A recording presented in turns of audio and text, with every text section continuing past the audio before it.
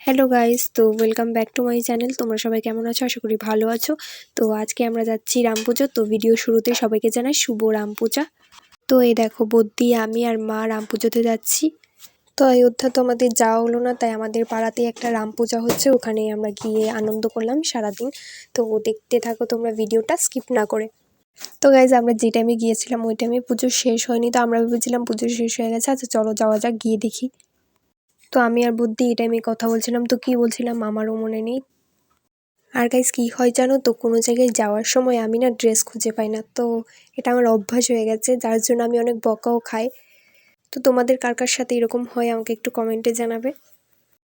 আর BTS এর একটা top পরে নিয়েছি, আর তার সাথে জ্যাকেট আর জিন্স, আর হালকা করে একটু মেকআপ করে নিয়েছি। তো কেমন লাগছে আমাকে এটাও জানাবে কমেন্টে অবশ্যই। আর দেখো তোমাদের সাথে কথা বলতে বলতে চলে এসেছি। তো আমাদের বাড়ি থেকে পুজোটা একদম কাছেও না, একটু দূরে। তো দেখো কত সুন্দর করে ডেকোরেশন করেছে। তো অযোধ্যা যাওয়ার তো খুব ইচ্ছে ছিল, কিন্তু যাওয়া হলো না, সব কিছু চাইলেই তো পাওয়া যায় না। আর এই দেখো এখানে পোস্টারে সব কিছু দেখিয়ে দিচ্ছি তোমাদের। আর হ্যাঁ গাইজ, এটা আমার ইচ্ছে যে একদিন না একদিন তো যাবই। তো দিদি আর আমি একটু ক্যামেরার সামনে পোজ দিয়ে দিচ্ছিলাম। তো এখন যাব, গিয়ে একটু বসবো, পুজো দেখবো, তারপরে প্রসাদ নেব, তারপরে বাড়ি যাব। তো চলো এখন গিয়ে একটু বসি। আর এই দেখো কারেন্ট ছিল না, আর অরেঞ্জ কালারের কাপড় দিয়ে ডেকোরেশন করেছে, তার জন্য পুরোটাই অরেঞ্জ অরেঞ্জ হয়ে আছে। আর পাশে একটা কালী মন্দিরও আছে। তো এই জায়গাটা একটা ক্লাব।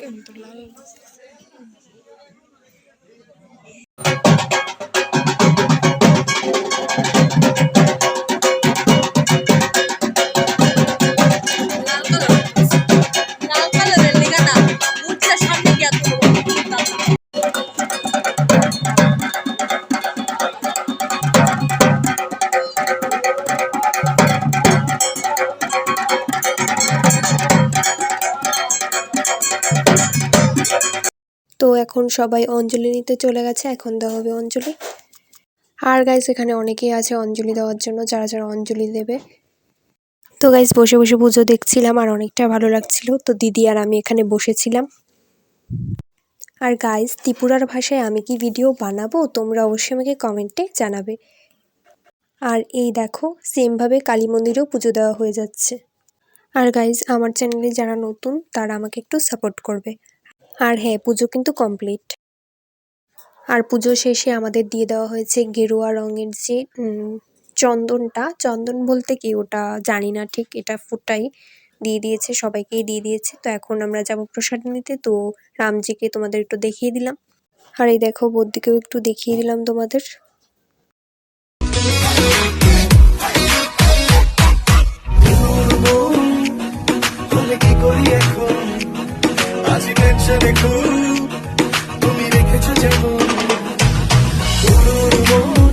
তো গাইস এই দেখো এই মাঠটাতে আগে আমরা খেলতে আসতাম, এখন আর আসা হয় না। তো যাই হোক, বাই বাই সবাইকে।